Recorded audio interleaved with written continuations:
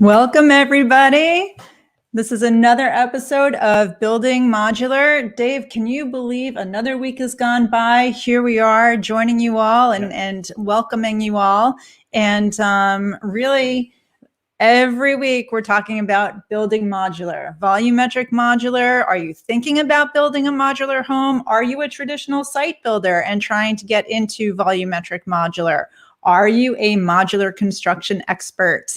Welcome, everybody. That's a lot of "are you." How many questions is that? I know, right? We got to write it down. We need a notebook. What's happening, everybody? Dave Cooper Live. Thank you for joining us today. It is another Building Modular Tuesday. We are in the process of packing up and hitting the road. Finally, we're it's funny. We're leaving for warmer weather, but it's like 50 degrees in Jersey today. Who would have thought, right?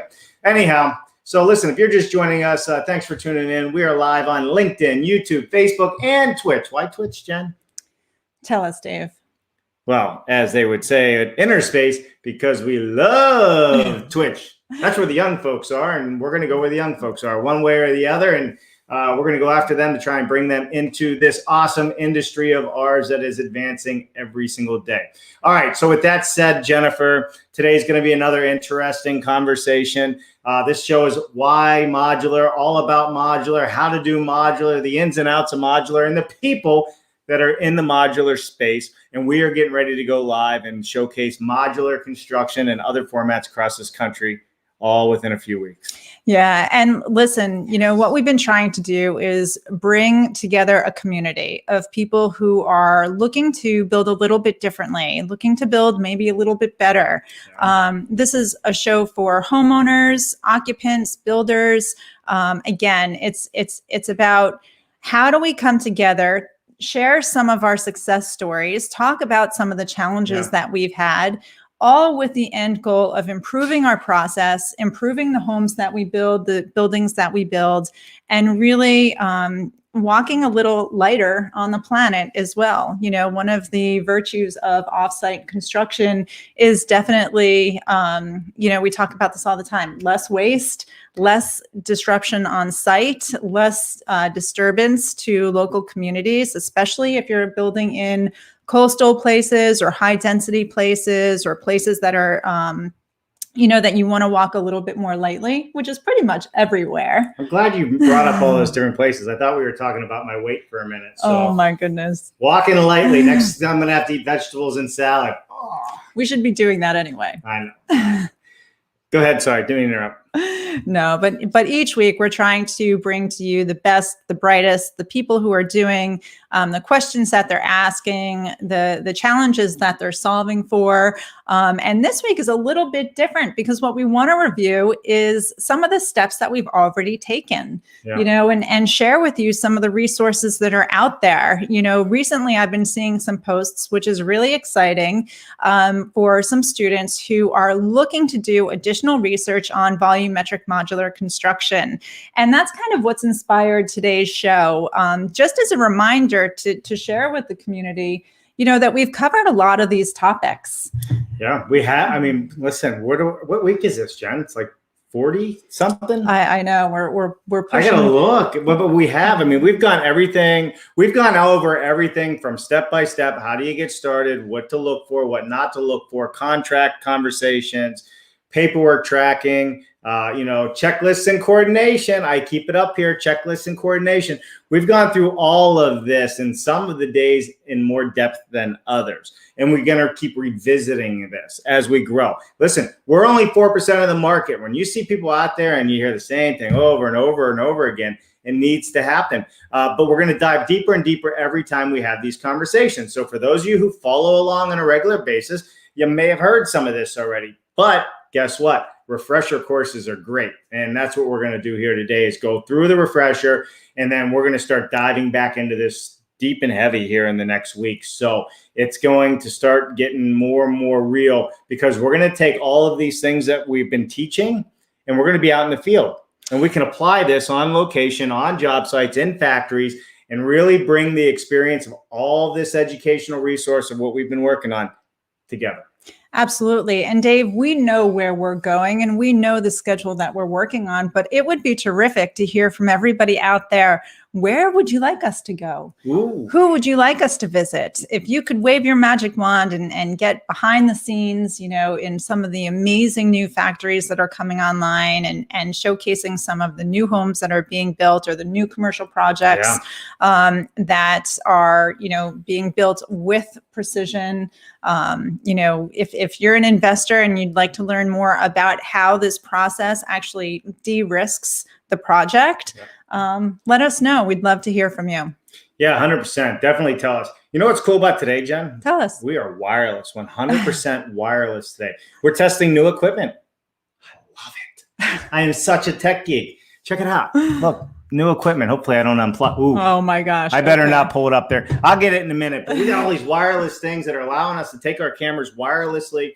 And we've been working on technology that allows us to bring the streams in, the comments in, just like this with good old George Ryman. What's happening, George?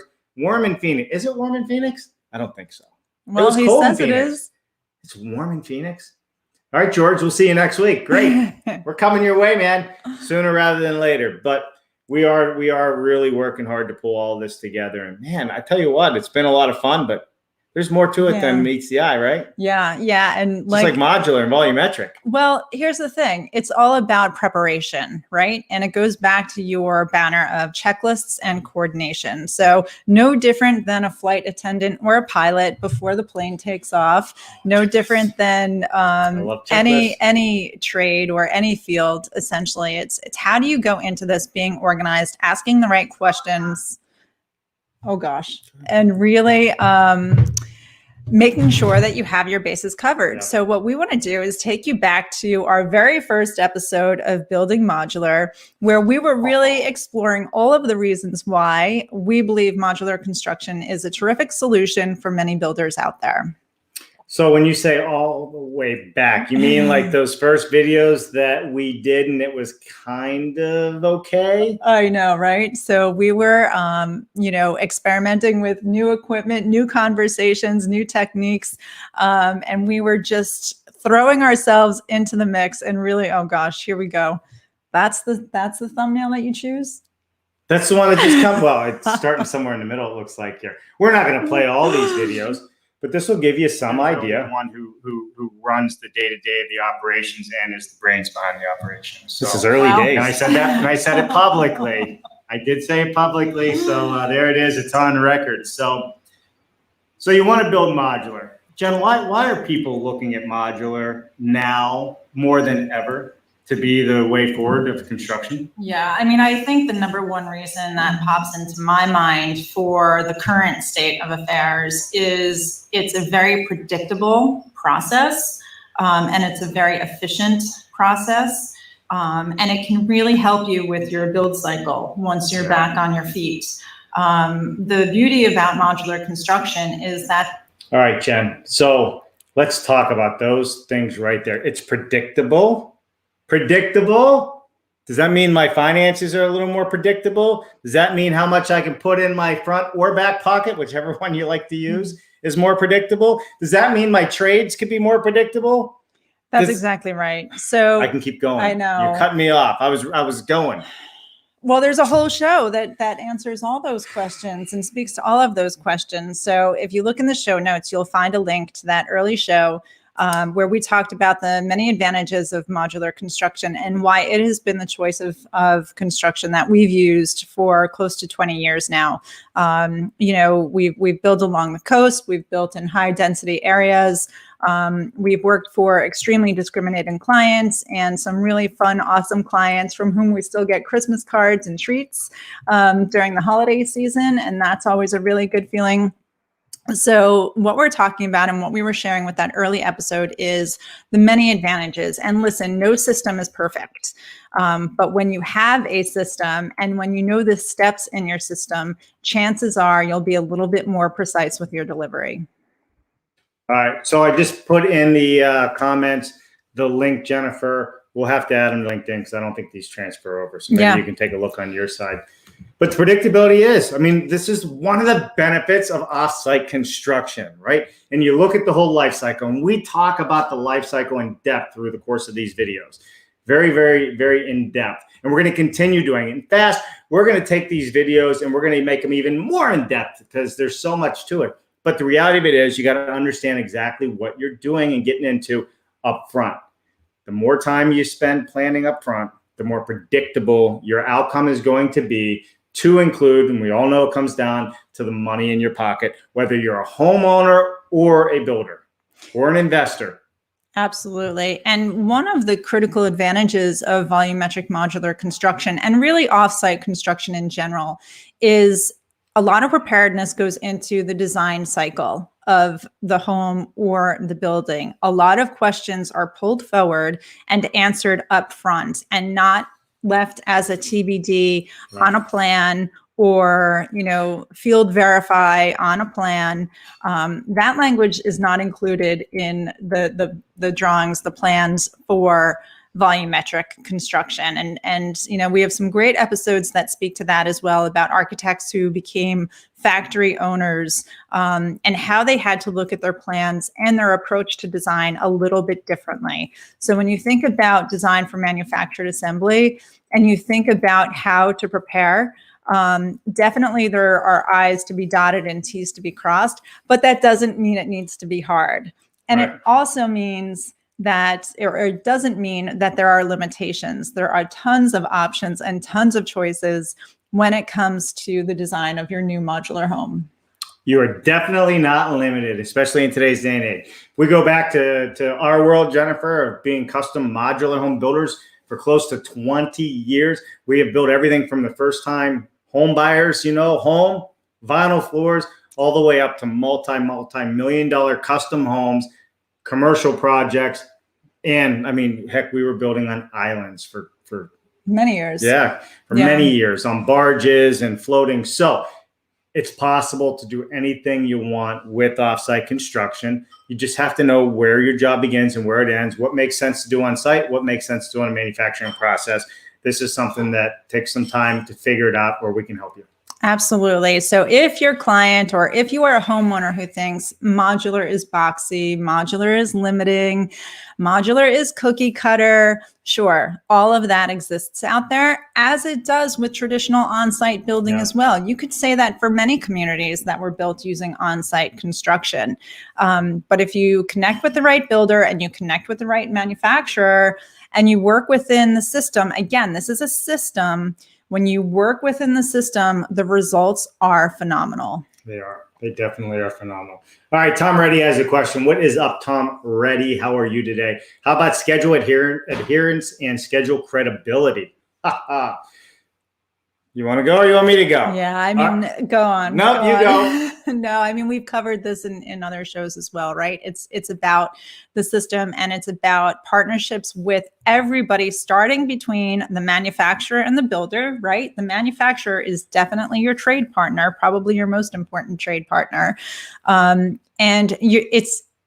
you're only as good as your weakest link. So when you think about the schedule, and when you think about where you may run into problems and where that credibility might come into question, offsite construction really helps iron out those details up front. Yeah, it really does. And listen, it's like anything else. I mean, when it comes to the schedule or the credibility of the schedule, or there's always it's construction. There's always something, right?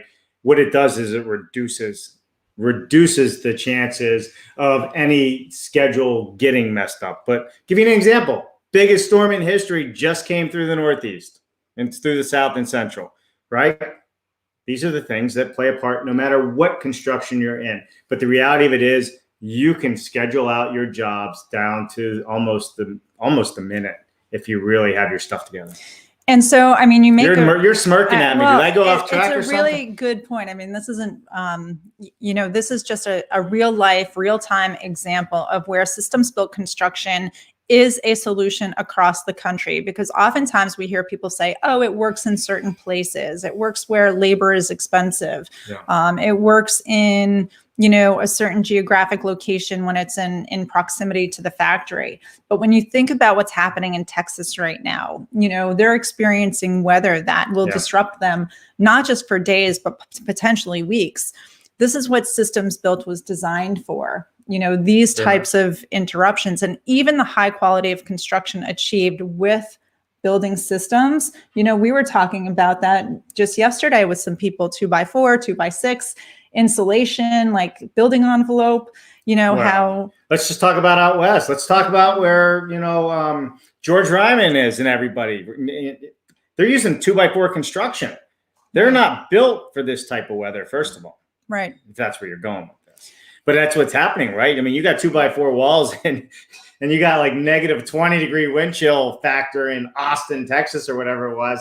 That's cold for those occupants, especially with all these power outages and ice outages. So I don't know why we're on this. Well, here's why we're on it. It's because the building envelope, the air tightness that you can achieve with precision built, factory built construction is incomparable to what you can achieve on site. So when your envelope is tight, when you have that air tightness, it keeps what's inside longer, whether that's, the conditioned space, right? Jay McCaughey says it the best. And the best way to summarize this is there's no way that you can cut a 2x4 across the toe of your boot on site the same way 1,000 times over and over again with the precision and accuracy that you get from a manufacturing process that does it exactly the same way each and every cut. Absolutely. Absolutely. So we're kind of digressing a little bit on the construction techniques and the building science between the building systems. And what we wanted to do was kind of talk about the early stages. We love to go down the path of these topics because we're so passionate about it. But when we think back to the early episodes and we think about, everything that goes into the design, all of the questions that are answered up front and the construction of your building envelope up front and not leaving those to play later on. These are choices that will serve builders well when they pull these conversations forward. Yeah, for sure. I'm just teeing up the next step here, Jen. There we go. You don't want me to start with that picture, do you? No, definitely not. So the second episode that we wanted to reshare with everybody is design your home for modular construction and the questions that you should really be asking, because the first thing that most clients want to do is talk about floors and countertops and, bathroom fixtures, all the personal touches that really make your home look and feel beautiful, right? But before you get into those details, we really encourage any builder, regardless of the method of construction that you're using, to really talk about the important things first. Such as? Well, the big topic right now, obviously, is indoor air quality, right? MEPs, mechanicals. There you have it. So when you think about the investment in a new home or a new commercial space, a new building, oftentimes your mechanicals probably are a big percentage of that construction cost. And what you can achieve with those mechanicals is a big part of how you'll feel and operate in your space. So it's funny you said this. During IBSX, I was able to had a panel. And one of the questions that came up is the design and designing for offsite. And this is where it's a little bit different. It makes more sense to design around your mechanicals when you're doing offsite construction. Like you got to start with the end in mind. To do a great design of a house and then say, oh, well, how do I get my mechanicals in there? Am I using forced air? Am I using P-pack units? Am I using, mini splits? Whatever the case is. And excuse me, and offsite, you have to do this up front. Right. You got to figure this out up front and think about it as you're designing and what you're going to do to get the maximum efficiency out of it. And even as a traditional site builder, Jennifer, you need to sit there and think to yourself, do I build around a core? Do I centralize my mechanicals? Is it more energy efficient? Is it more cost effective? These are all the wonderful things that come out of it. And this is kind of what we were talking about in this episode that we're about to show, right? Sure. Let me see. And you really want to be aware of, again, depending on where your building is, sewer versus septic. That is a very big question that we have to answer. I don't know where we started here. Process. Other things that we need. Let's go here. First thing that everyone wants to know is, do you need an architect?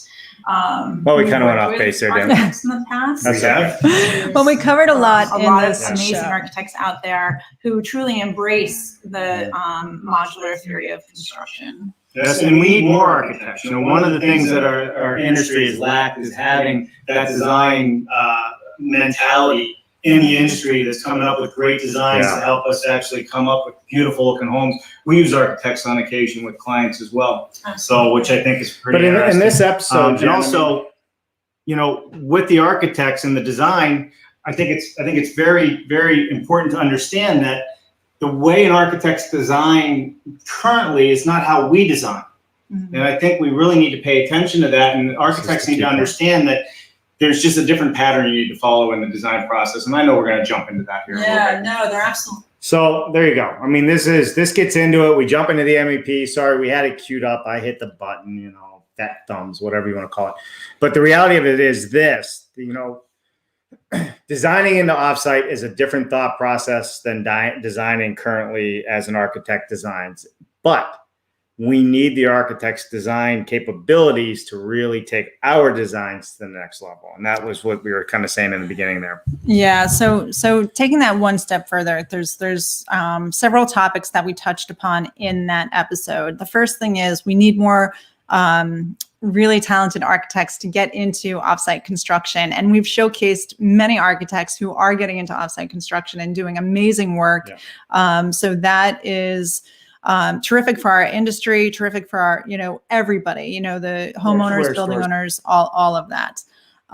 The second thing is that we encourage people to do when designing is start with the big ticket items first. And again, it's not the cosmetic selections in the home. It's the functionality of the home. So you saw how we talked about sewer versus septic. That can be a very big ticket item depending on where you're looking to build. Yeah. So that's a question that you want to ask before you get into countertop selections. Windows and doors, very important question to ask before you get into some of those more of those personalized design selections. Understanding your building envelope, the openings, setbacks, and all of that, like understanding what you can actually build is where you need to start. 100%. You need to know all of that. And now with all these new tools coming out, generative design and what have you, things like Archistar is doing. I mean, there's some amazing tools to figure this stuff out. But let me give you a little example. You know, we started off at the plumbing and the septic, right, or sewer. You know, think about a basement. If you have a full basement, if you live in the Northeast or Midwest or wherever it is, and you have a septic design, but you want all your bathrooms on the right side of the house and your septic's on the far left front side of the house, right? Depending on the slope and grade of your property. Mm-hmm. And you want a gravity-fed septic system versus a pump system and all this stuff. Well, what you don't want to end up is a big 4-inch sewer pipe running all the way down the side of your basement if you want to finish it someday, right? So you really got to think about this stuff. So you really got to think about where it's at, the mechanicals, the sewer systems, the water lines, where the power is coming into the house, whether it's overhead or underground, is going to determine. And typically when I say determine, the utility companies typically determine where their panel is going to be. Do you want that panel right in the front, right at the front door of your house, you know, so people walk in and see it? So there's all these different variables that go in. So design with the mechanicals in mind up front, you'll have a much better experience. Absolutely. And again, it's not hard. It's not any different. Like all of these questions need to be answered regardless of what method of construction you choose. We strongly encourage folks using volumetric modular construction to really pull these questions forward because it will take a lot of pressure off the design process downstream. You know, when you get these questions right, when you know where your panel is going, when you know where power is coming into the home, when you plumb for future additions, whether it is bonus room above the garage or in the basement or whatever it might be, or maybe a breezeway connecting the detached garage. When you think about the future needs of your home and how you want to live in that home, especially now that we're all spending so much time in our home, these are the questions that you need to pull forward in the process. Yeah, very much so. So, all right, Jennifer, what, you know, first of all, we should say, listen, if there's some homeowners out there, I see that the Facebook and other social media platforms are lit up, and typically we have a lot of consumers and homeowners interested in what we're talking about.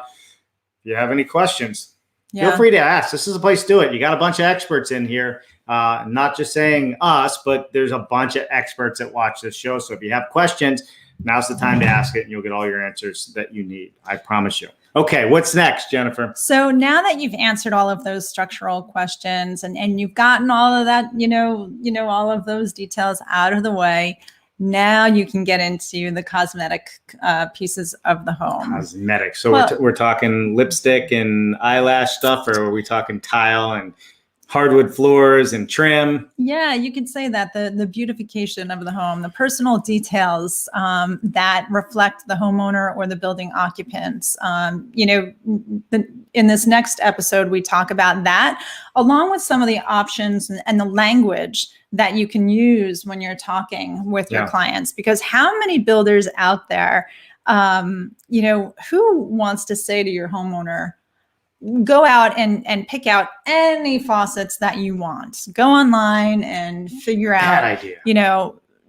Do your research, pick them out and tell me what you'd like to put in your home. Okay, I take it back. It's not a bad idea if you're a one-off custom home builder, one at a time.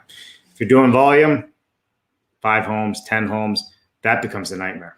Absolutely. So this next episode that we have on our Building Modular series really speaks to how important it is to give your clients really great choices, but not carte blanche as it relates to personal selections. It also speaks to some of the language we encourage you to use to make people feel like they have choices and don't just have to pick from A and B. All right, I'm just starting this one where it's at, Jen. So look at your eyes. I know, right? Closed. It's included features, and that's what you want to say. Just want to change some little words. All right, let's do another one. All right, Jennifer, here is your pricing. Oh my gosh. Don't talk dollars. All right. Oh, here's your quote. Would you like your quote? How would you say it, Jennifer? This is how we're investing in your new home. Here is your investment summary. That's right. This is your investment for the future. Here is the value. You nailed it. But investment. I think investment summary, investment. That's the language. Yeah, So all right, let's talk about this, Jen, real quick, because I know we're free flowing where this is because it's me. I messed all these up. It's but that's okay. I take the blame pretty easily. We're live, right? So if it's going to go wrong, it will go wrong. This is what's so interesting about this conversation, right? Because we've gone through the selection process with the customer. That's where we were in this video, and we're talking about terminology and words to use. This is how in depth we go. You want to sell more homes, change the way you speak. Words matter. People don't want a quote. Everybody's giving them a quote, right? People don't want an estimate. Everybody's giving them an estimate. You know what people want? People want to know what their investment's going to be like. Here is your investment. Here is your investment summary. Make it speak to them. That's only one. We go through several different things in that particular video. Mm-hmm. Am I passionate about it? Yeah. Being a building consultant, I sold and built a lot of homes. It makes a huge difference. Absolutely. And, right before we started talking about investment summary in that segment, we were where we were supposed to be, which is, a lot of builders use the language standard offering. This is standard in our homes. I mean, nobody wants standard. Everybody wants exceptional, personal, phenomenal, superior, right? Just like you, Jen. Oh, isn't that sweet? We said we're going to live our lives like we live on camera. Oh my gosh, please, if they only knew. But anyway, as it relates to language and the importance of language and communication, right? Especially because so much is happening over video chat right now. It's not just the language that you choose, it's also how you present it in person and in video. I just learned some great tips last week, actually, in one of the seminars that we attended. And that is, if you are doing video chats, if you are doing a video call to go through the personal selections with your client, make sure you still look into the camera as you're talking to the people, and don't be nose down, digging in your computer and trying to pull something up on screen. Still try to make as much eye contact as you can when you're talking to them through video. And it may take some getting used to, but it's really, really important. You got to look into that, the camera. Exactly. Not your screen, not your notebooks, not, a screen that might be behind you. Really stay in eye contact with your client and try to avoid language like standard. And how do you do that? Estimate. Exactly. You can do things like, this is what we include with each of our homes. That's right. These are the included features. These are the selections that come with each of the homes that we offer, and try to just strike some of that language out of your vocabulary. And once you start doing it, you'll find that it comes very natural. She loves this part. But you want to learn more, go to our YouTube channel. We have the whole thing under the playlist, Building Modular. It's in order. Absolutely. It's in order, and we're going to head back that way as well. All right. Let's say hi to some people. Etienne, it is so cold up there. I promise we're coming, but not until it warms up a little bit. It's going to warm up a little bit more. We're going to come up that way. Is the modular industry more a single family residential or multifamily commercial industry in your opinion? Many of the large, well-known players are focused on the large projects. Can any builder switch to modular? I can do this one, but you can go. Just go ahead. All right. Etienne, my friend, listen. We are only 4% of the entire market, not even. And yes, can any builder switch to modular? Any builder can switch to some form of offsite construction. Whether modular makes the most sense, that's questionable, right? Depending on their area, can you get to modular? Listen, there's just places you can't get trucks, and then it gets too expensive to helicopter something in. So to answer your question, no, probably not every builder is going to switch to modular, but is there an opportunity for every builder to use offsite methods of construction, more modern methods of construction? The answer is yes in that instance. So is it more of a single family market? Traditionally, it is, depending on the region you're in. New England, the Northeast, Central PA, huge modular. In fact, there was a stat years ago, it was 1 in every 10 homes being built was modular at one point.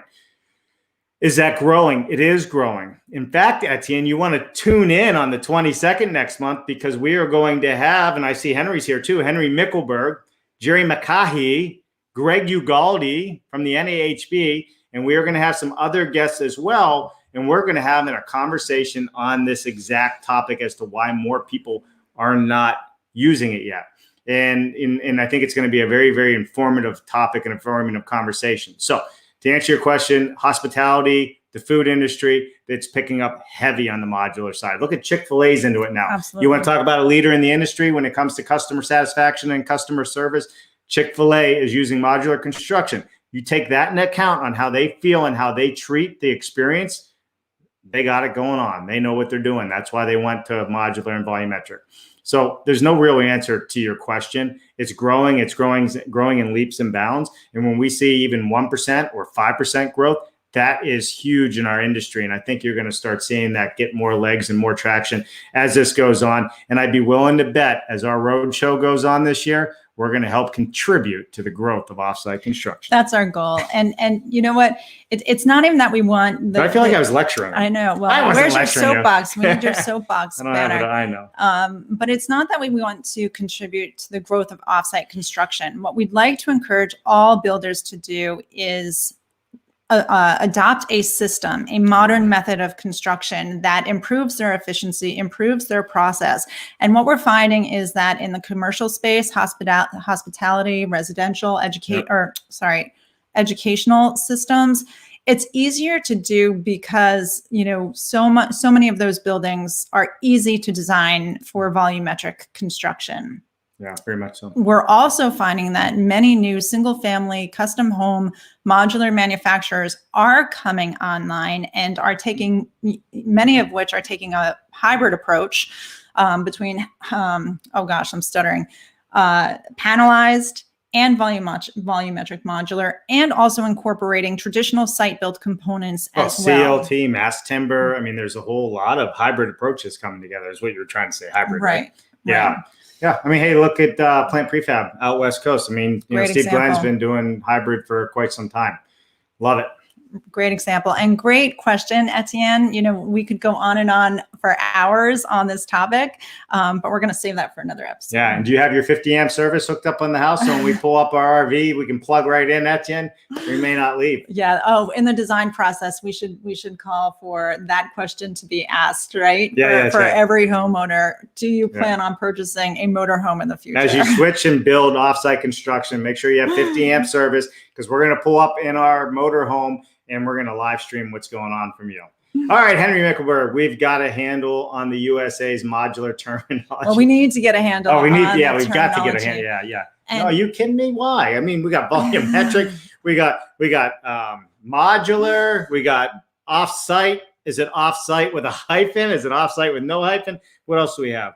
Oh my gosh. Well, even MMC, IC, Yeah. OSS.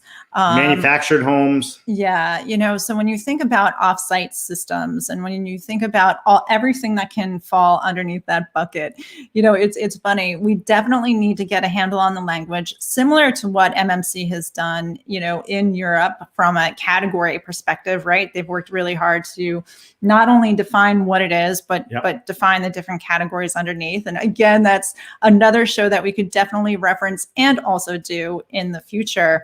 But it's also, there's a saying, it's not what you say, it's how you say it, right? The tone and the body language and all of that. Yeah.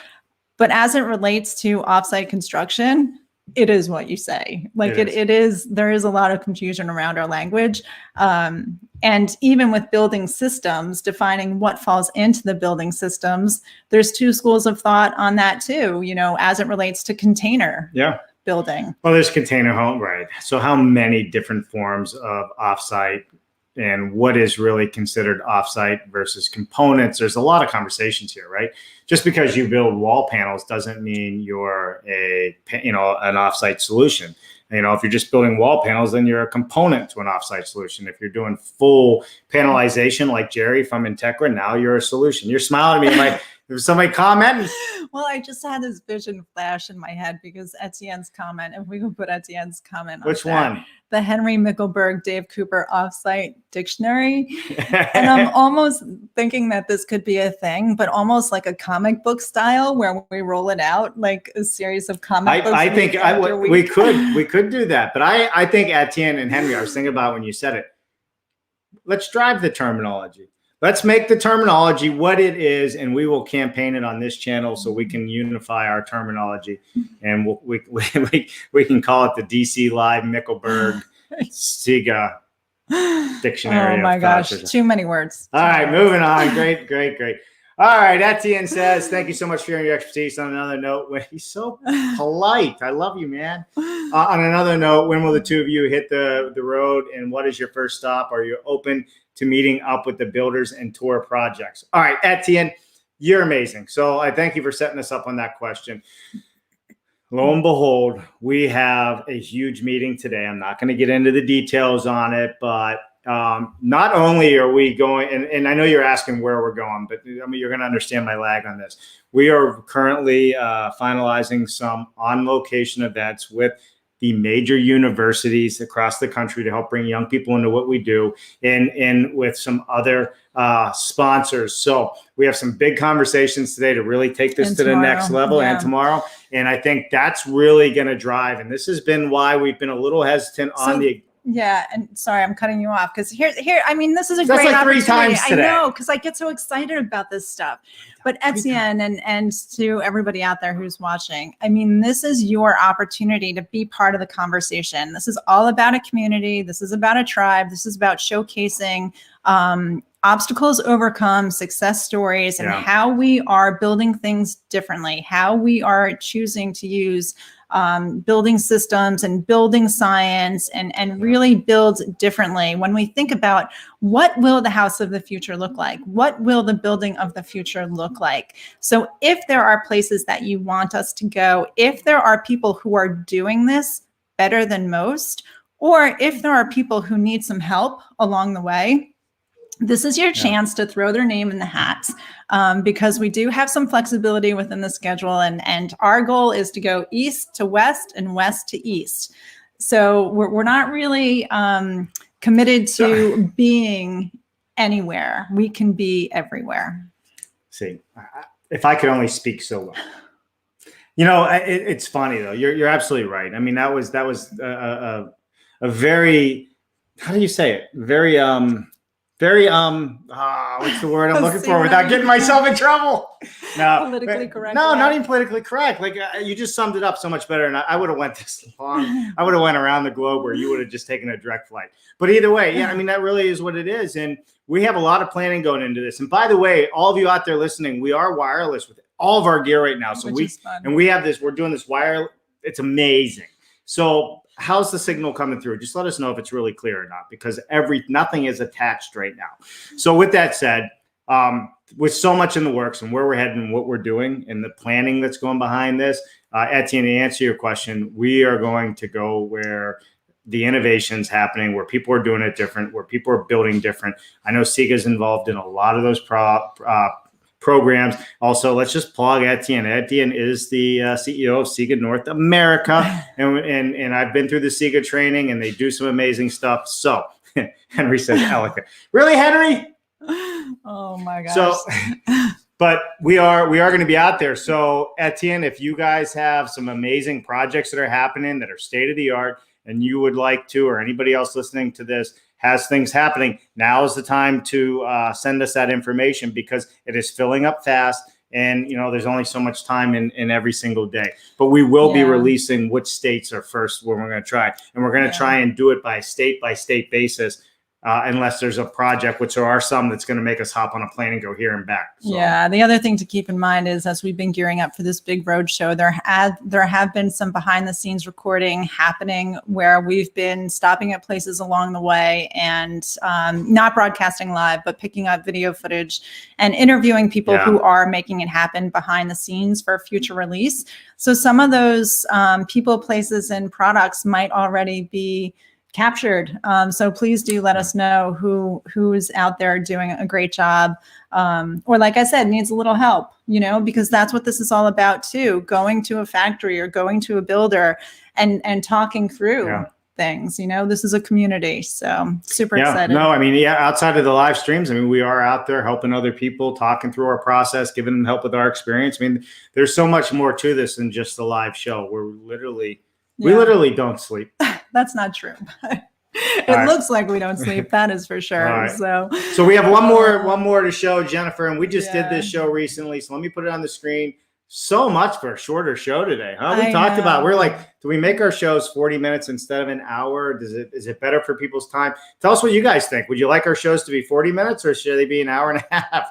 Let us know what you think's better. We're thinking shorter and more compact information is better. We're trying new things, but today we didn't do so well.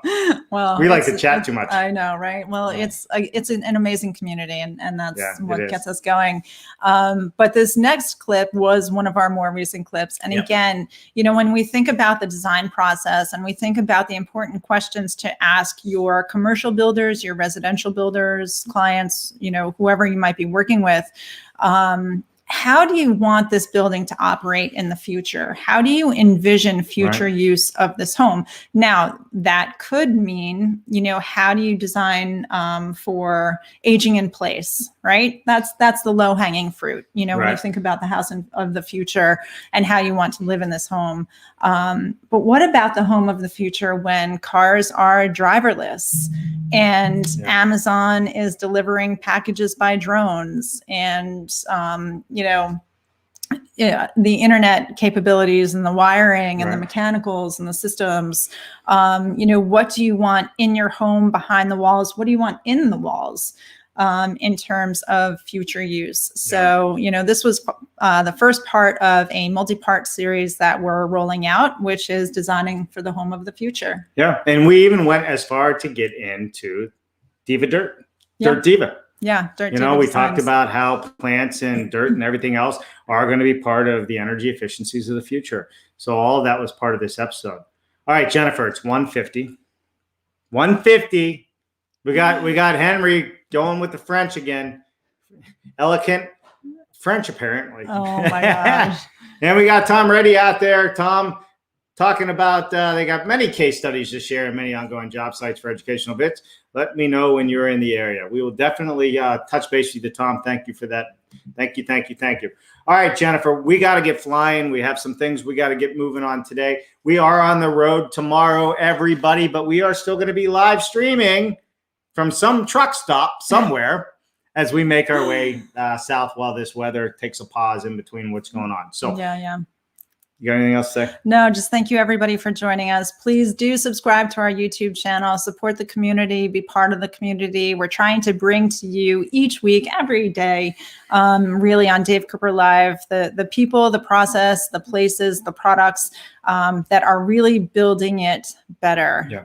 Designing it differently, building to a higher code, really for the use and enjoyment for homeowners, building occupants, and our planet. Yeah, for sure. And if you can't tell, we love doing this. We love talking about it, especially the modular side. It's been in our back pockets for so many years. We know it inside and out. It's changing fast, and we're trying to keep up with it just like everybody else. So, Yeah. All right, everybody, thanks for tuning in today. Everybody from around the world, we do appreciate you, and we do appreciate you guys taking the time out of your busy days to join us. We'll see you tomorrow at 1 o'clock, right? Sounds great. All right, everybody. I'm Dave Cooper. I'm Jennifer Cooper. And this is another episode of Building Modular. We'll see you tomorrow at 1 p.m. Bye now.